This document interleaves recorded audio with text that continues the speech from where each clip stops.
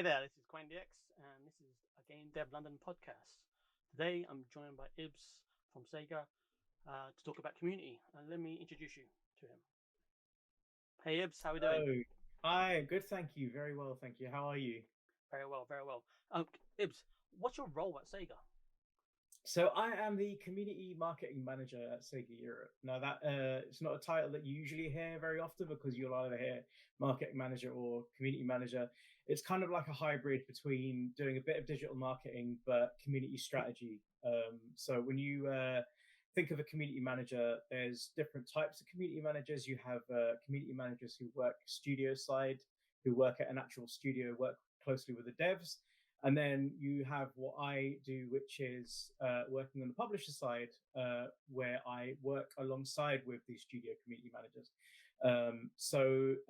Essentially, what I do is I work with the different community managers on the social strategy, on the community strategy, and help amplify any messaging that they've got, and working with all the studios to kind of align with their timelines on what the content strategy is and releases and milestones, etc.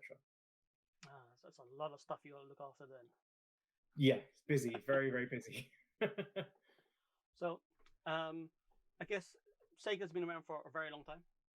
They're one of the original players. 60 years. That's incredible. That's incredible. Yeah. I'm a huge Sega fan myself. I grew up playing them in the arcades and obviously the home consoles as well. They're bringing out some amazing content at the moment, and Sega seem to be going from strength to strength at the moment.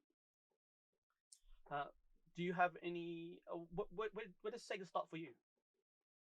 For me, I again, like you, grew up playing Sega. I was always a Sega. I always, there's like yourself, growing up in the 80s and 90s. It was either Nintendo or Sega, right? And I was in the Sega camp. Just happened that way. I started with the Master System, then the Mega Drive, and the Saturn. Not to say I wasn't a fan of Nintendo as well, but again, you can only afford to be on one side, couldn't you? Most of us as kids couldn't afford to be on both camps. So yeah, I've been a Sega fan like since I was a kid, and it actually started before that. It started on the actual Amstrad CPC cassette computer. That's where I had like Outrun and Golden Axe, and you're looking at kids these days, sorry to sound old, won't understand it, but when you're working with a computer that's got 64 kilobytes of RAM, as opposed to what people are playing with these days, it's a huge difference. Yeah. So you're looking at games like like playing Golden Axe at like 10 frames a second, just with one button, Yeah. Yeah, or not even a button, just using QA and O and P buttons on the keyboard to move around. So I'm sorry, I'm really old. But yeah, it started off for a very early in my life. Never expected. Again, everyone at Sega says this. Never expected to be, working at the company later in life.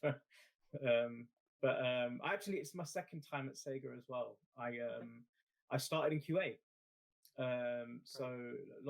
Just a very quick story is I studied contemporary media practice, which was a very fancy way of saying film and TV at university. And then I had an opportunity to go to Australia to work in a small local cable access TV studio. Did that for about a year and came back. And first job I had was working in QA at Sega, and I was there for 4 years. So I had that was my entry into the development side of it, where I was exposed to the dev side of Sega games back then. It was the tail end of the PS2 era, not PS2 era, but PS2 releases that Sega made, and the start of the PS3. So it was really interesting to work behind the scenes in that transition between the PS2 generation or Xbox and GameCube going on to Xbox 360 and PS3. But yeah, and then I left, went into community management at Sony PlayStation, then worked at an agency handling their social for Capcom, and then went to 2K for 4 years, and then full circle back at Sega where I work in community. That's amazing. It gives you a nice breadth of experience and understanding of the communities. Absolutely, yeah. So for those people out there who are starting to make the games and looking to build a community of some kind, where would you say some of the best places are to start a community? So, to start a community, the most important thing, right, is it.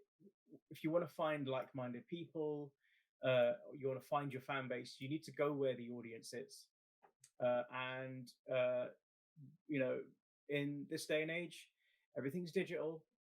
You've got to use social media, and there's a wealth of social media platforms to use, and you just need to go where they are, whether it's forums, whether it's Reddit, and there's so many different places, and the key thing that a key point that I need to get across um, is that there's no right or wrong way of doing social media, for example.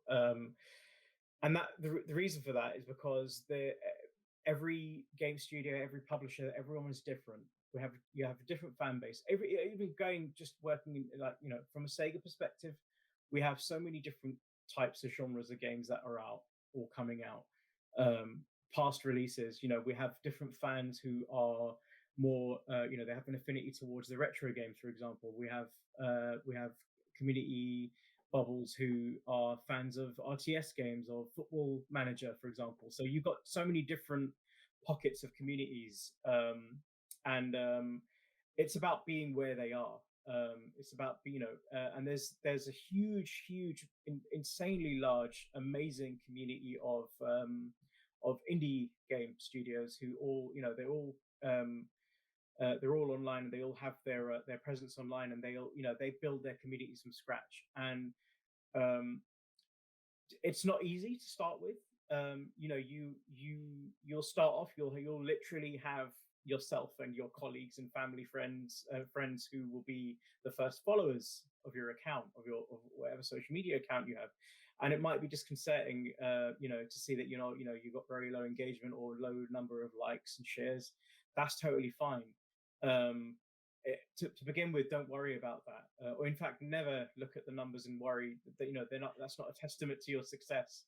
End of the day, anyone who's making games, the number of downloads, the number of people playing it, that's your success metric. So when it comes to social media metrics, you'll have good days, you have bad days, you have good months, you have bad months, and essentially, people who are making the games, they are fans of games themselves, right? So you just need to surround yourself and find people who are like-minded, like you,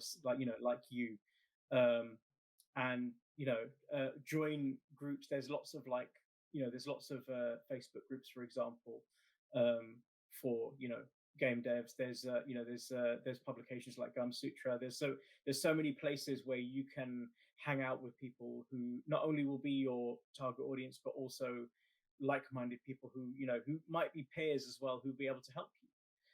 So again, there's no right or wrong way of doing it. You just do it through trial and error. But the key advice that I would give is to just put yourself out there. If you don't put yourself out there, then no one will discover you. And one thing we mentioned before this as well is live streaming. Twitch is becoming a huge platform for well, it's mainly a platform for gaming, even though they introduced subgenres like just chatting, for example. And yeah, just being where the people are. You need to just put yourself out there in whichever way you can, and just keep doing it, persevere, and people will discover you. For sure, for sure. So you've gone out there, you've started this community. People have started joining, and people who are interested in what you're interested in are now conversing with you and stuff. What would you say are the sort of things you can do to help keep them in the community? How to keep them engaged? Talk to them, react.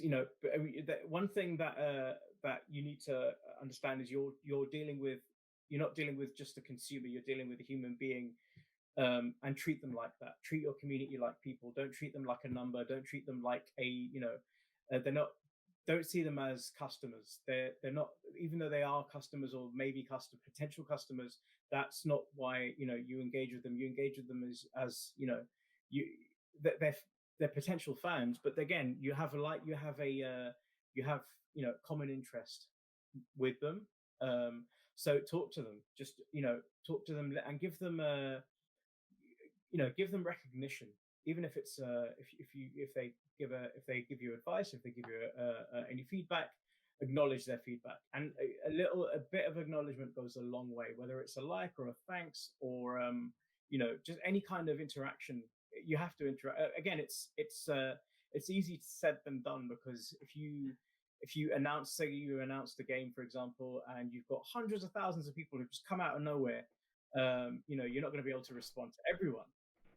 But you could put out a message saying, thank you to all of you who've responded to us. But again, just keep the momentum going as well. Don't go dark.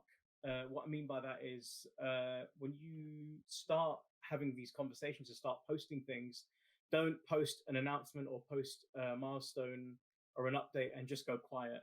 You should always keep a steady flow of content, and that cadence could be anything. That could be once a week, it could be 2 times a week. It depends on you. It depends on your audience as well. Yeah. But you definitely want to keep engaged. It's a two-way conversation. You don't want to be putting content out there and just not acknowledge your audience. You need to converse with them as much as you can, and ask for their opinions as well. Like, everyone's got an opinion on something, and if someone is, it's a very touchy subject, but if you see someone being negative towards your game or your brand or anything like that, or anything that you've put out, don't take it to heart. Everyone's got their own opinion, and value their opinion. Thank them for their feedback. If they don't like it, that's totally fine. It doesn't mean you ban them, for example. And in most cases, you don't have to worry about that. Sometimes it can get a bit salty, but it's not something to really worry about in terms of when you're starting out. But just keep, it's down to you to keep someone engaged. And I understand that sometimes you've got a team of devs or a dev that's small in numbers. They don't have a dedicated person to do the community outreach, and they're doing it themselves while doing the coding. You know what I mean? It's like it's a difficult task. Just do it what you can when you can. But it's very important to actually do that. Yeah, because it's all, I've seen it happen before, where people have built a social media presence, they've built a community, but then the only updates they give are when there's a trailer or something. It's not the wrong way to do it. I mean, it's not ideal, but if you keep your community engaged, and the thing I love about indie games especially is the ones that are successful, the ones that work very closely with their community, and they take their feedback and they listen to their community, even if they don't implement what they're suggesting, but they're taking on board, and listening to what their suggestions are. That's really good. Just acknowledgement. Again, I can talk about this. It was when I worked at PlayStation. It was during the time where the downtime happened for like 3 months of PSN. Oh yeah. Not an easy time, but it was, and understandably, we had a lot of angry community members who were very upset that they couldn't go online because digital DRM, they couldn't play their games, for example, or play online. But just acknowledging and being there and acknowledging that you're listening to them goes a long way.